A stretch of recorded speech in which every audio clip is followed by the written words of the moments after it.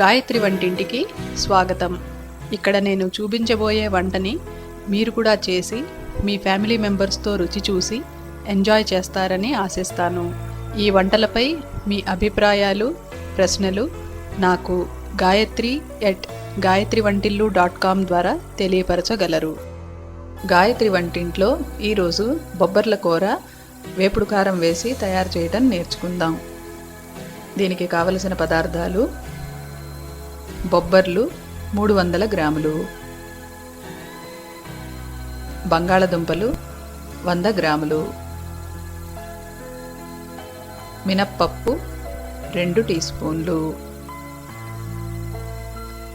ఆవాలు 1 tea spoon, జీలకర్ర 1 tea spoon, కరివేపాకు కొద్దిగా, ఉప్పు రుచికి తగినంత, పసుపు 1/8 టీ స్పూను,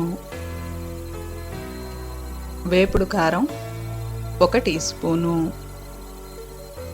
నూనె 5 టీ స్పూన్లు. ఈ కూర చేయటానికి ముందర ప్రిపరేషన్స్ ఏమేం చేసుకోవాలో చూద్దాం. ముందుగా ఈ బొబ్బర్లను తీసుకుని శుభ్రంగా కడిగి ముచ్చలు కట్ చేసుకుని వాటిని చిన్న చిన్న ముక్కలుగా కట్ చేసుకోండి. ఈ బొమ్మలో చూపించిన విధంగా ఆ సైజు ముక్కలు కట్ చేసుకోండి. ఇప్పుడు బంగాళదుంప తీసుకుని దాన్ని కూడా శుభ్రంగా కడిగి పైపిచ్చి తీసి క్యూబ్స్ అల్లే తరుక్కుని పెట్టుకోండి. ఇప్పుడు ఈ బొబ్బర్లని, ఈ బంగాళదుంప ముక్కల్ని ఒక మైక్రోవేవ్ సేఫ్ బౌల్లోకి తీసుకుని దాంట్లో కొద్దిగా నీళ్లు పోసి దాన్ని మైక్రోవేవ్ హై చేయండి 5 నిమిషాల పాటు. ఆ తర్వాత ఒక స్పూన్తో కలిపి మళ్ళీ మైక్రోవేవ్ చేయండి 30% పవర్లో 7 నిమిషాల పాటు. ఆ తర్వాత 5 నిమిషాలు స్టాండింగ్ టైం ఇచ్చి చూస్తే మీకు కూర ముక్కలన్నీ చక్కగా ఈ రకంగా ఉడికి ఉంటాయన్నమాట. వాటిని పక్కన పెట్టుకోండి. ఇప్పుడు ఈ కూర తయారు చేసే విధానాన్ని చూద్దాం. ముందుగా స్టవ్ మీద మూకుడు పెట్టి వెచ్చబెట్టండి. ఆ తర్వాత అందులో నూనె వేసి కాయండి. నూనె బాగా కాగాక దాంట్లో మినపప్పు వేయండి. మినపప్పు వేసి బాగా ఫ్రై చేసుకోండి. ఇది కొద్దిగా మనకి రంగు మారాలన్నమాట. రంగు మారుతున్నప్పుడు ఆవాలు వేయండి. అలాగే జీలకర్ర కూడా వేసి ఇవన్నీ బాగా కలుపుకోండి. ఇవన్నీ బాగా ఫ్రై అయిన తర్వాత కరివేపాకు వేసి కలపండి. అలాగే దీంట్లో పసుపు కూడా వేసి బాగా కలుపుకోండి. ఇవన్నీ కలిసిన తర్వాత ఈ ఉడికించి పెట్టుకున్న కూర ముక్కల్ని వేసి అంతా కలపండి. ఇప్పుడు ఈ కూరకి సరిపడినంత ఉప్పు కూడా వేసి ఒకసారి కలిపి, ఇప్పుడు ఈ ఉప్పు ఈ ముక్కలకి పట్టాలన్నమాట. దానికి మీరు ఇదంతా కలిపి మూత పెట్టి సన్నని సగం మీద ఒక 2 నిమిషాలు మగ్గనిస్తే కూరంతా దగ్గరకు వచ్చి పొడి పొడిలాడుతూ తయారవుతుంది.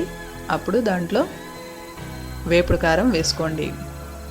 ఈ వేపుడు కారం వేసి బాగా కలిపి దాన్ని 1 నిమిషం మగ్గనిచ్చి సర్వింగ్ బౌల్లోకి తీసి పెట్టుకుంటే మీకు ఈ కూర రెడీ అయిందన్నమాట.